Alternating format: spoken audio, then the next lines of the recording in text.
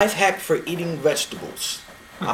Everyone, please join me in welcoming Becca.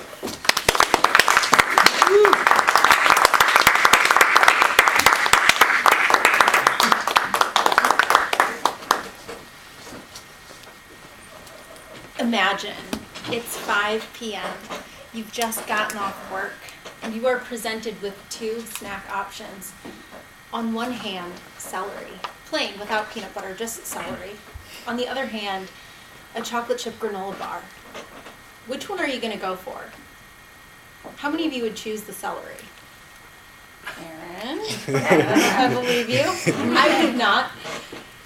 Most vegetables are just kind of boring. But according to the USDA, everyone should be eating 5 to 9 servings of fruits and vegetables per day, because study after study continues to show that diets rich in fruits and vegetables results in people who have lower blood pressure levels, lower levels of cholesterol. They have a decreased risk of heart disease, and some vegetables and fruits actually protect against certain types of cancer. Now bear with me in this speech. I'm going to focus on vegetables because they're kind of the worst. Fruits, they can make it on their own. When I hear things like the USDA saying why we need to eat this many fruits and vegetables, I cannot help but feel obligated to reach this daily quota every day. But the truth is, salads get boring and plain vegetables are just gross. But fellow Toastmasters, today I want to share with you a life hack for eating your vegetables. This is a life hack that I made up / kind of found on Instagram. And the goal of this speech is to inspire you all to make your own smoothie bags with a Z and revolutionize the way that you consume your vegetables. First and foremost, before I go any further, I must define the smoothie bag. It's basically what it sounds like. It is a bag, Ziploc bag, full of vegetables or smoothie supplies that is tossed into the freezer and taken out when ready to use. As an example, on Sundays I typically do my grocery shopping. So I buy my produce, typically kale, celery, ginger, apples, cucumbers. When I get home, I wash it. I chop them up just like this. I put them into my smoothie bags 5 or 7, sometimes 2 weeks at a time. And then I toss it into the freezer when I'm ready to use them, say that 5 o'clock snack when chocolate and peanut butter is calling my name. I go for the smoothie bag because it's already prepared and it's easy to use. Then I just take it out of the freezer, stick it in the blender, and put some orange juice in with it. Some of you might be thinking, but wait, isn't fresh better than frozen? Why on earth would you think of eating frozen foods on a regular basis? Unless you are In-N-Out. In-N-Out. Their biggest selling point is fresh, never frozen. But in the instance of certain foods, such as produce, they actually have a peak ripeness, which correlates to peak nutritional values. So let's say you get home with your fresh produce. If you put it on the table, say it's fruits or some vegetables, or if you put it in the fridge, it starts to diminish its nutrients over a few days or even throughout the week. But by putting it in the freezer, by making your smoothie bags, it actually locks in the nutrients, which is amazing. Because let's say you make your smoothie bags like a week or 2 in advance, and then you put it in the freezer, it basically has the same nutritional value as when you brought it home fresh in the first place.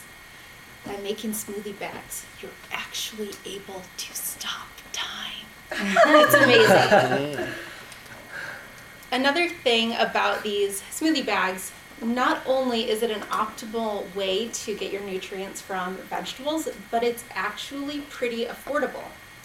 How many of you like going to Jamba Juice or to get acai bowls somewhere? Right? They're delicious, but they're also kind of expensive, especially if you're doing it on a regular basis. They can be anywhere from $5 to $12 a smoothie or a bowl. When you make it at home, It costs me about $10 to $15 per week to buy all of the supplies to chop it up and put it in the smoothie bags. And not only that, but you don't need to get a recipe book to get creative because there are so many resources available on Instagram. Another thing that I do is I go to like the Jamba Juice website or the Paradise Bowl website and I look at their ingredient list, copy it, and add it to my grocery list. Sometimes it backfires. Sometimes you might get creative and it just doesn't taste right. That's okay because all you have to do is chug it.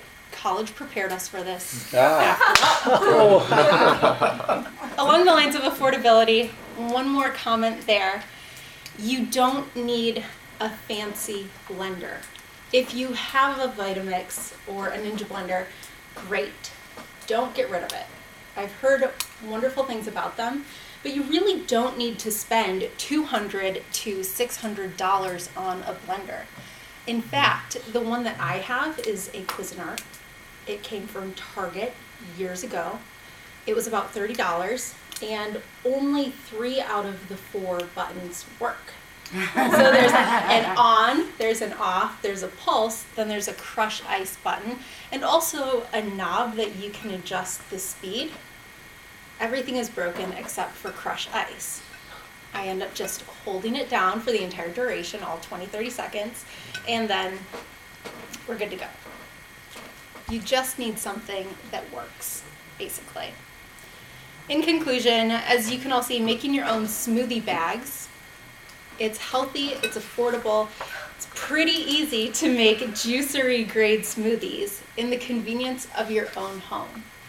With that, fellow Toastmasters, I highly encourage you all to start making your own smoothie bags. It will revolutionize the way that you get your 5 to 9 servings of fruits and vegetables per day.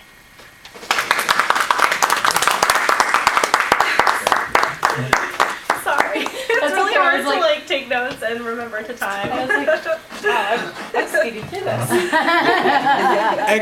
Excellent job. I am persuaded. Actually, for that reason, I bought a blender. That blender that's on the 14th floor, I bought that to juice in the morning, but didn't feel like doing it in the morning. However, now, I'm persuaded I'll start doing that for breakfast. And now, since you're 14th floor, I expect you to join in. I have a blender at my desk Hey, because I was like, I'm going to do the same thing, but it's the preparation that I don't do, so I'm like, it takes so long to do it. We got So to I get need the bags with the Z. Bags. Yeah. Absolutely. And invite me, I'll come up Yeah. before you. Yeah, join you all. Yeah, there's a charge number for that. All right. Now, at this time, I have to introduce Mr. Brian Pagal, who has been a Toastmaster for 2.5 years. He joined Toastmasters in order to get used to the sound of his own voice, because talking on the phone is just different than in person. You know, today, Brian will be giving his 3rd ACM speech, which is the moral of the story from the Advanced Communicator Storytelling Manual. The objective of this speech is to create an entertaining story that offers a lesson or moral. The title of his 5 to 7 minute speech is The Shark and the Shrimp. Everyone, please join me in welcoming Brian.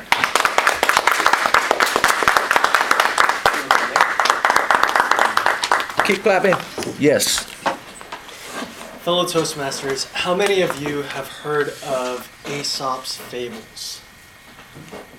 All right, we've got the tortoise and the hare, the peacock and the crow, the fox and the crane, all kinds of different ones.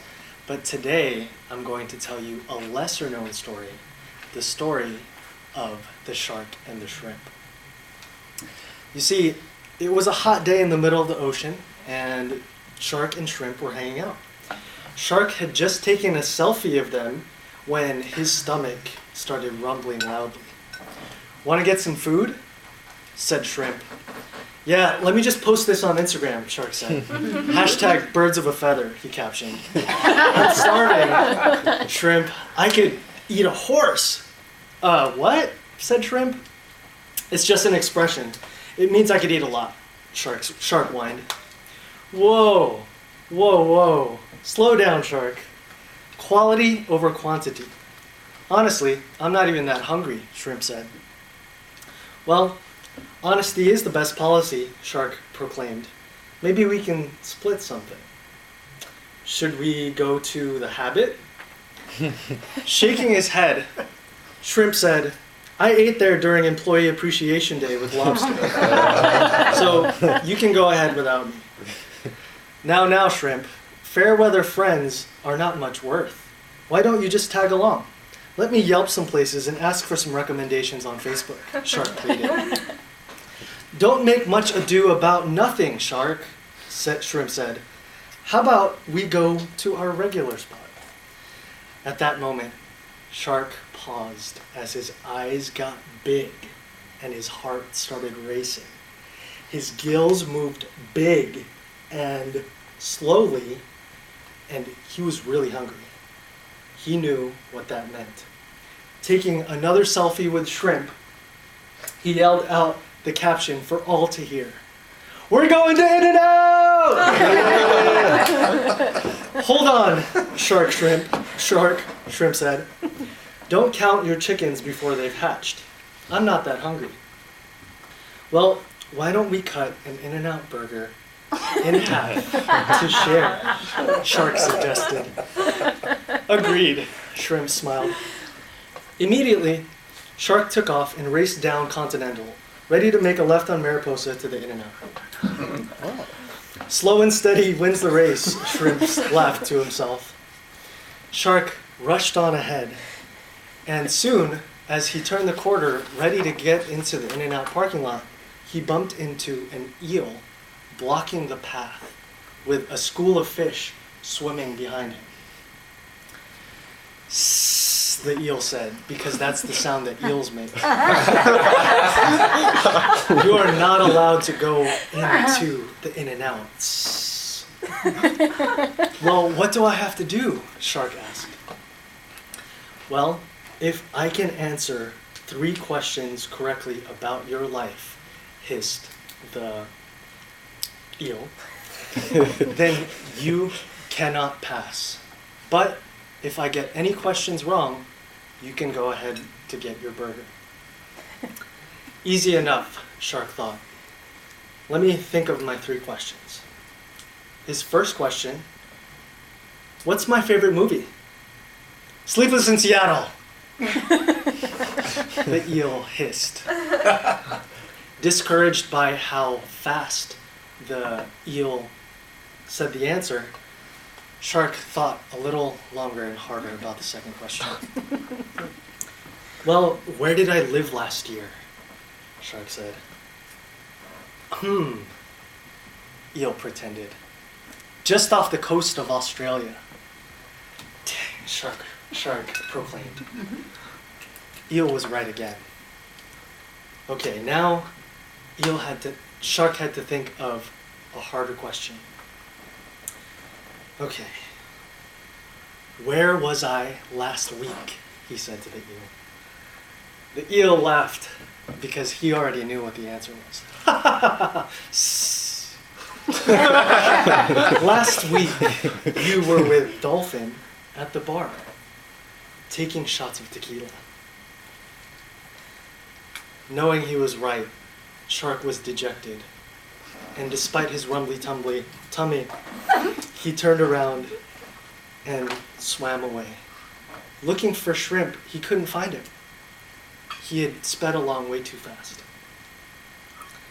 So Shark returned home, hungry and downtrodden. Soon, Shrimp came up and found the eel. And he was ready to give his 3 questions confidently as the eel told him the rules. Shrimp's first question, where do I work? Eel hissed and swam and talked to the school of fish behind him, and they couldn't come up with an answer. What's my favorite color? Shrimp asked the eel. Still nothing. The eel just hissed around, not knowing what to say. And finally, the most basic question of all. shrimp left, "What's my last name?" And the eel immediately swam away, opening up the school of fish so that the shrimp could get in and get his burger. Now, as Shrimp walked inside the In-N-Out, triumphant with a smile on his face, he looked back to see that the school of fish were all on a computer, and they were feeding information to the eel, who had an earpiece, ready to answer all of the questions. Now, Shrimp, saying to himself, "A man is known by the company he keeps," he picked up an In-N-Out burger and cut it in half for him to share with the shark. So, my fellow Toastmasters, the moral of the story is, be careful what you share online. You never know when it's going to come up again. Yes. Thank you. You know, that's so true. That's so true. I just had to have a pep talk with someone and got accused of slut shaming because I had to remind them that you're going to have grandchildren and they're going to see this one day and they're going to say, "Granny was a little help." At this point now, we will now go into my favorite portion of the meeting, which is the table topics. And at this time, I would like to call up our... Prior to doing that, no, I can do that, huh? I can do that. Okay, first may we have the time parameters for the table topics. Absolutely. For table topic answers, you will have 1 to 2 minutes. I will show green at 1, yellow at 1.5, and red at 2 minutes with 30 seconds to wrap up. Absolutely, thank you, thank you. So at this time, we'll call up our table topics master, Mr. Mark Stillman.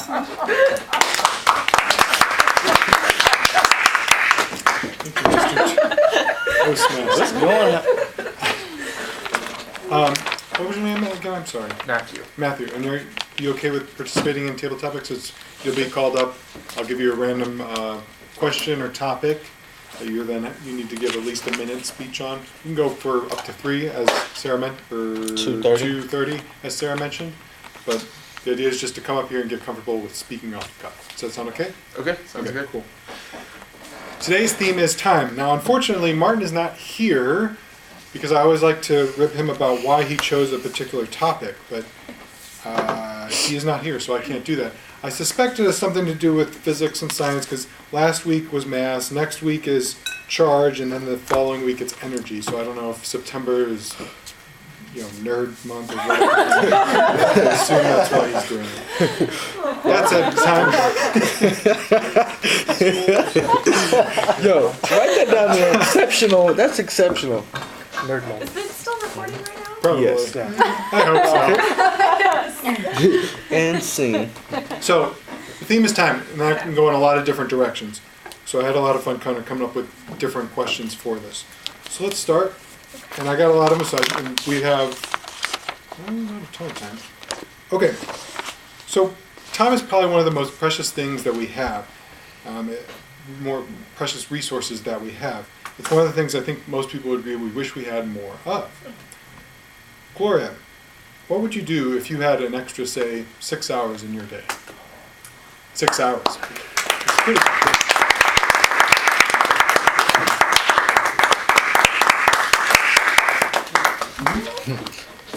Hopefully I don't have anything in my teeth. Sorry, I was just shoveling down my lunch because I did not have enough time to eat before I came to the meeting today.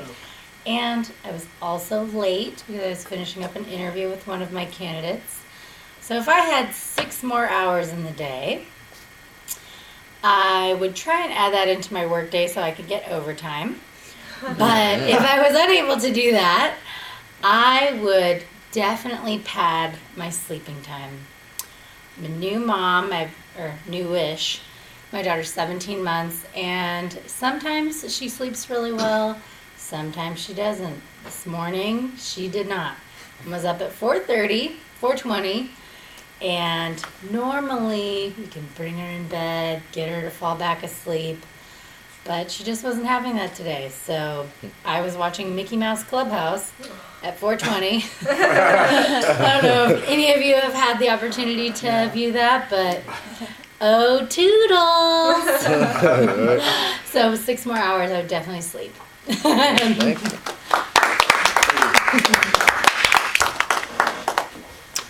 They say time flies when you're having fun. Matthew, what was something you did recently that was fun but seemed to last, it was short-lived, or maybe something that you're looking forward to that's coming up that's going to be fun? Sounds good.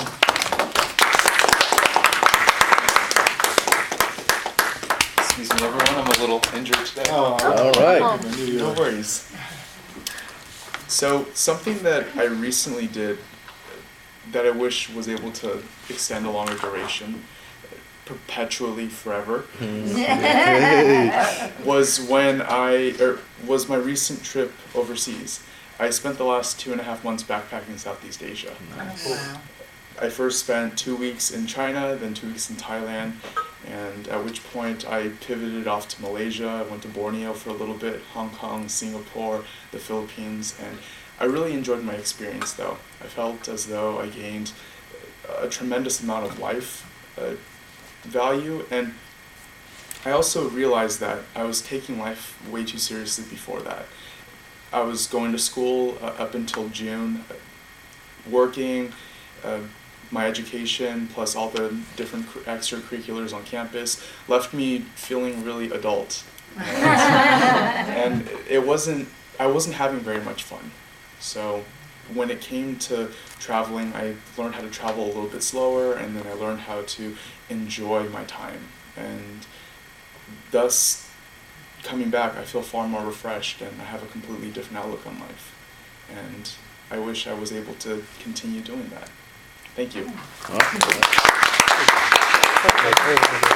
Good. Nice job. Good job, man.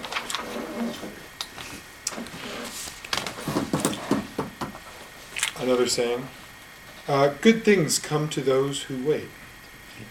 Becca, tell us about a time when waiting or being patient with something turned out to be a good thing. Sorry, I know some of you already spoke, but limited amount. A time when being patient worked in my favor. That's a really tough question for me because I'm typically an impatient person in the sense that I want results now and I want them fast. I can share with you a few times when not being patient did not suit me very well. Swimming, for example, when I was younger, I was 10 years old, top of my game, and thought to myself, I'm going to the Olympics. So I swam as fast as I could. I had basically destroyed my shoulders because of it. An example of not being patient. I've heard that there are studies done on kids when they're in like 1st and 2nd grade. It's like a marshmallow trick where they give all the kids a marshmallow and they tell them that they have to like wait to eat the marshmallow, where they see who's going to eat it first, and some they're told, you know, if you wait till an hour or two to eat the marshmallow, studies have shown that those people later in life are not as impulsive. And I remember hearing that and thinking, like, there's no way that I could not eat that marshmallow right there. Even to this day, I would eat that marshmallow. Those are a few examples of when being patient has not served me well. Studies that show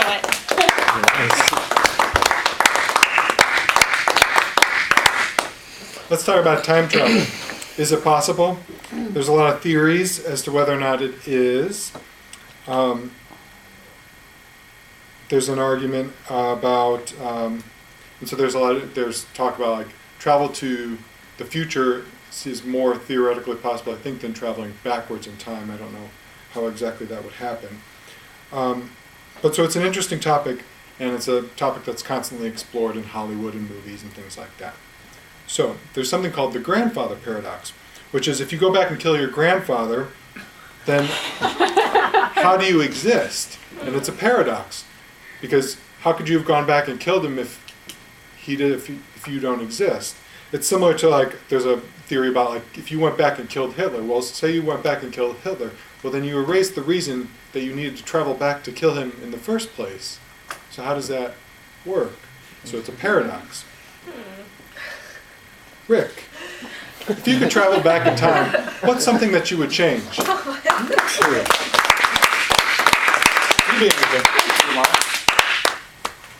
Well, now you have me perpetually thinking of how I could come up with an answer. So, did you get that, perpetual? I think if it was at all possible to do something like that, yes, paradoxes aside, what would I go back in time to change? I think if it were possible at all, I would have become the person that created the safety clip. And I'm saying all the ahs, but I don't mean to be saying that. I perpetually am saying that today because I can't think of anything else. But if I had worked for 3M and had figured out how to do the paper clip, I would be a very wealthy man by now. Assuming that I would know exactly what to do with them and market them very well, so that in this day and age, here before you, just before I leave for my retirement, I would be a very wealthy person, and everybody would know me and they thank me for it, because whenever you have a bunch of papers, I will provide a way for you to keep them together.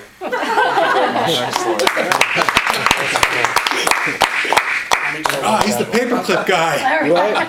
As you drove by in your Ferrari, right? Stephen Hawking talks about that if there were time travel, why haven't we seen any time travel tourists?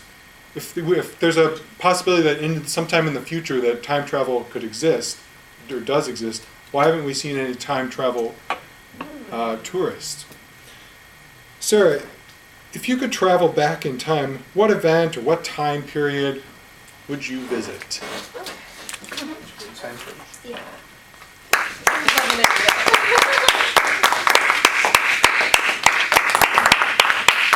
Thank you, Mark.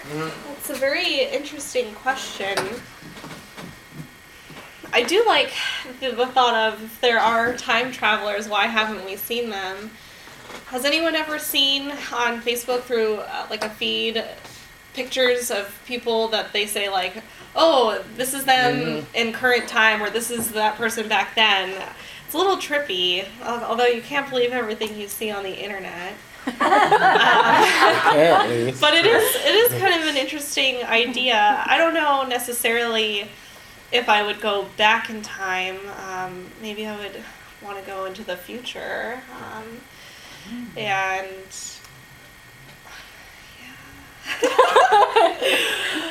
I'm just trying to think of anything that I would want to see or change. Well, maybe like a fun thing. Maybe I'd like to see what my parents were like when they were younger. My dad lived in Hawaii when he was a teenager, and it seemed like it was a pretty cool, anything goes kind of a lifestyle. And especially back then on the island, they weren't so touristy. Maybe I'd like to see that, or see what my grandma looked like and was like when she was younger. That would be kind of cool. But I would say I've hit the green and I'm done. And I think with that, I had best turn it back over to our Toastmaster. It took me a while to get there. As you can see, sometimes when you're up here, it can seem like time is moving perpetually until you get that card, and essentially, that's what you want to do. You have people like myself who will speak perpetually and take it to the red card. In the future, you'll have the ability to do either or. So at this time, I would like to call up our evaluation timing. Yes. Thank you. For evaluations that last 2 to 3 minutes, I will show green at 2 minutes, yellow at 2.5, and red at 3 with 30 seconds to wrap up. Good. Rolling right into it. Our first speech evaluator for today, who is going to be evaluating Becca's speech, is Miss Sarah Chatterton.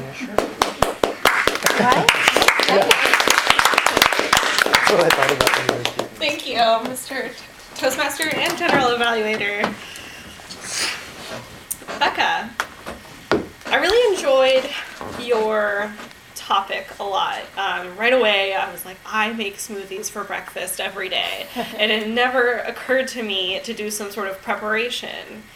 Now, your objective was to persuade with power. And I thought that you did start off with a call to action. You did tell us, this is what I want you to do. And you did provide some sort of basis with the referencing USDA, talking about studies. But I did think that you could have hit that a little bit harder. Why do we want to eat vegetables? How will it make us feel if we don't? Like, what are the reasons, like, if we don't eat vegetables how is that gonna harm us? How do you feel after doing the smoothies? I think if you would hit some of the benefits and some of the consequences of not doing it a little bit harder, you could always have like a fear factor in people. I know I'm a hypochondriac, so I would get scared and be like, oh my gosh, that's me. So that was one thing that I thought for the objective that could have been stronger. But I did have to say that you seem so comfortable up here, and you had such a natural sense of humor on the topic, and you know what you were trying to persuade us to do, it seemed so easy. So you did have that element of, it doesn't really take that much time. I chop my vegetables, I bag it, and then you did provide the reason of, well, it preserves the food, because I know if you buy spinach or any of the other ingredients, sometimes you can't even get to it before it goes bad. And I had never thought, oh, well, I have frozen strawberries that I buy, like, why not do it myself? So I think with going over the ease of it, and you don't have to go buy a new expensive blender, you don't have to go out and get any sort of rare different ingredients, you can just look up recipes so easily. That was all really great, because it's like, well, why wouldn't I do this? But I think, you know, again, just hitting in some of the like fear tactics. Also, just want to make note that you did use one of the on the organizing your message, the proposition to proof, where you would say like, well, why wouldn't, I don't, like, you might say this, but here's why. I didn't write down like when you used it, but I noticed that you did like give a counterpoint to what someone might say to dissuade you from eating vegetables, I guess. But overall, you know, I really enjoyed your speech, and I'm going to do it, so you succeeded in persuading me. So with that, thank you. Just all over the place today. Thank you. At this time, evaluating Mr. Begal's speech, we have Mr. Rick Allen. Thank you very much. Brian, I have to say that I didn't know what to expect from your story. I was looking through vigorously so that I could find out what I was going to look to see that you were hitting or not hitting. But after I got all that, and I really love the reference to the Aesop fables, so that was great, because it was like one but not. I thought your presentation was great. I really enjoyed the fact that you put two very unlikely characters together, and you actually created a scenario for them. You created a storyline, and you actually gave them a dilemma. You gave them a location too. At first I was thinking it was in the ocean, and then I realized, no, it's this building. They're somewhere around here, right? Especially when you started them walking down the street till they got to Mariposa. Mm-hmm. Yeah, so they could go to the world famous In-N-Out. And I have to say that as part of the elements that you were looking for, where you were kind of keeping us interested in the story, you were able to kind of surprise us that they would decide to go to In-N-Out of all places, and that, of course, that they would even think about splitting it, because everybody knows how much you love half a burger from In-N-Out. And that, I will have to say, is a running joke from, God, I think it was one of the first meetings My- I was my ever first at. meeting. My Yeah. first January, February open house. Yeah, one of the open houses where we had. January so 11th. That was great. I want to tell you that all the elements were not pregnant. They were present there. The plot was great. The friends were hungry. The setting was great, as I mentioned. The characters were well developed. I thought it was quite interesting that the shark, being the much bigger animal, was very hungry. Could eat a horse, depending on what kind. If it was a great white, he probably could have. But the shrimp was not so hungry. So, shrimp are generally little, and so they probably couldn't keep much anyway. Love the vocal variety. Your eel and his hissing, and then you kind of got a little body movement in there where you were talking about him and moving. So that was great. I think that was the twist to the story that you provided was the fact that the eel was cheating. And who knew that the school of fish were actually plugged into the computers and pulling up all the information to feed the eel. So I think that was great. I don't really have anything that I would tell you that I would improve because I don't know enough, and you've done quite well, so I was impressed. So I thank you. It was an easy to follow story. It was very entertaining, and you did well. Great job. Thank you. It was a great meeting. Although we were short-staffed, short manned, whatever. This was a fun meeting. It was upbeat. We had some great portions. It was very funny. Sorry, that was louder. We're still recording.